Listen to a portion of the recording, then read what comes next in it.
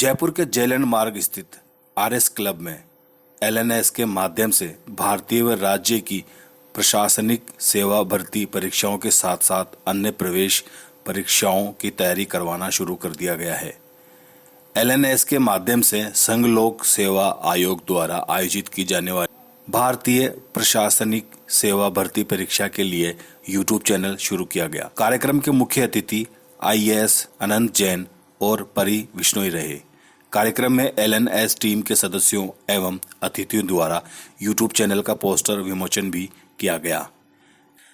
LN के senior vice president CR Chaudhary ने बताया कि एलएन का ध्येय वाक्य संस्कार से सफलता तक है। इसी के तहत 34 वर्षों का सफर तय हुआ है और आगे भी इसी श्रेष्ठता के साथ आगे बढ़ते रहेंगे। एलएन सदैव छात्र हित को ध्यान में रखकर कार्य करता है। इसी अनुभवों के साथ आईएएस परीक्षा के लिए यूट्यूब चैनल शुरू करना भी इसी तैयारी का एक हिस्सा है।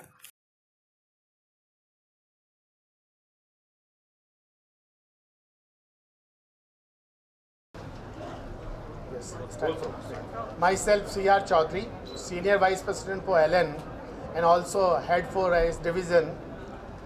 आज हम IAS के YouTube को लॉन्च कर रहे हैं और इस प्रोग्राम में आज हमारे साथ हमने जिनसे रिक्वेस्ट करी है एज एनजीओ के फॉर्म में, तो हमारे साथ IAS ऑफिसर्स भी हैं, तो वो आज यहाँ पर जो कैंडिडेट्स हैं उनके क्वेश्चंस का आंसर्स भी देंगे। हमने इस प्रोग्राम को ऑर्गेनाइज़ किया है और आज से एलन का यूट्यूब चैनल IAS वाला स्पेशली स्टार्ट होगा और आगामी सत्र के अंदर हम इसकी कोचिंग की क्लासेज और सारी विधिवत स्टार्ट करेंगे।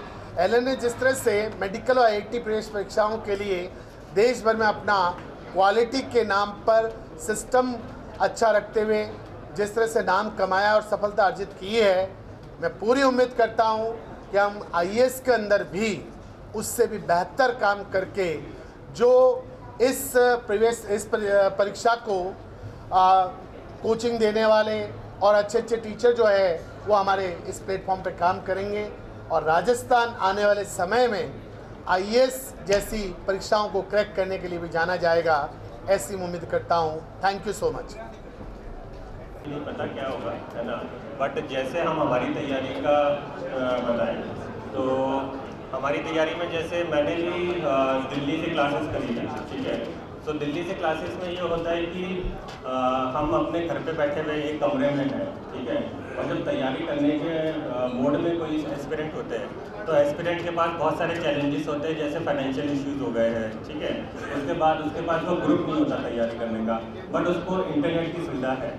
तो अगर किसी के पास इंटरनेट की सुविधा है तो उसको अगर सही गाइडेंस मिले तो सही गाइडेंस के साथ वो वीडियोस जरूर देख सकता है जो फ्री में कंटेंट अवेलेबल है, ठीक है। तो जैसे पॉलिटी का कुछ हो गया तो वो अपना कंटेंट देख के अपने नोट्स बनाएगा, अपने नोट्स से वो एग्जाम की तैयारी आगे बढ़ाई जा सकती है।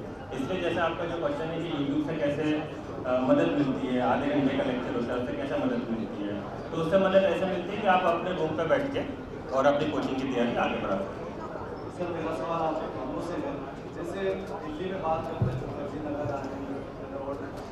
वहाँ का अपना स्ट्रगल होता है, ऑफलाइन स्टडी की जब हम बात करते हैं आप लोगों ने और ये प्रोसीजर फॉलो किया उसके बाद ही ये सक्सेस हासिल करते हैं।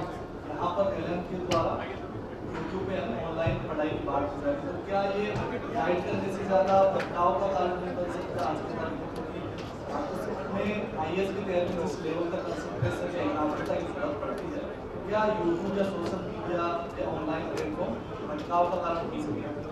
आपका आई थिंक बिल्कुल सही क्वेश्चन है, क्योंकि आजकल का जो यूट्यूब या सोशल मीडिया हो गया इसका जो रीच है जो इसकी गाँव तक पहुँच चुकी है, प्लस इंटरनेट की सुविधा काफ़ी ईजीली मिल चुकी है, एक सस्ते दरों पर सुविधा मिल चुकी है।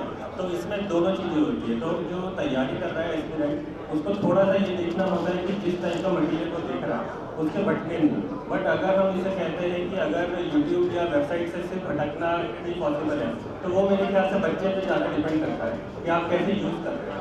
तो सही गाइडेंस अगर आपको मिलती है कि इसके अंदर यूट्यूब पर क्या कंटेंट देखना है या वेबसाइट पर क्या चीज़ें फॉलो करनी है, तो उससे आई थिंक बच्चा आगे कर सकता है।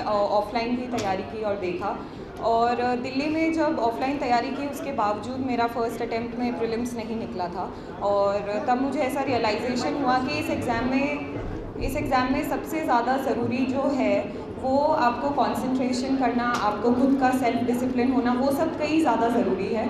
और मैं अपने फर्स्ट अटेम्प्ट में जब मेरा सिलेक्शन नहीं हुआ था तब मैं वापस अपने होम टाउन आ गई थी। आप लोग राजस्थान से हैं, आप जानते हैं कि मूंडवा करके एक कस्बा है नागौर के अंदर, वहाँ पे कोई फैसिलिटीज़ दूसरी अवेलेबल नहीं है। तो मैंने मूंडवा से 2 साल तक तैयारी की और वहीं से मैंने अपने दोनों अटेम्प्ट्स क्लियर किए हैं। और मेरे उस समय पे ऐसे कोई दोस्त या मित्र नहीं थे कि जिन्होंने पहले यूपीएससी का अटेम्प्ट दिया हो, ऐसी कोई गाइडेंस अवेलेबल नहीं थी। तो I completely relied on what was there online. मैं बहुत सारे टॉपर्स के वीडियोस सुनती थी और उनके थ्रू मुझे खुद को काफ़ी ज़्यादा यूपीएससी कैसे क्लियर करना है वो स्ट्रैटेजी का पता चला। So I think it's an amazing platform where the people even in the most remote of locations can have access to strategies to material। अगर वो सब नहीं होता तो शायद मैं एक छोटे से गांव से नहीं क्लियर कर पाती। एंड जहाँ तक बात आती है कि इसका मिसयूज़, तो जो भी यूपीएससी देते हैं वो बच्चे नहीं हैं, वो लोग ग्रेजुएट होते हैं, 21 ईयर्स के होते हैं। And I think everybody can decide कि क्या सही है क्या नहीं है। जो भी लोग सेलेक्ट होते हैं they have made that decision.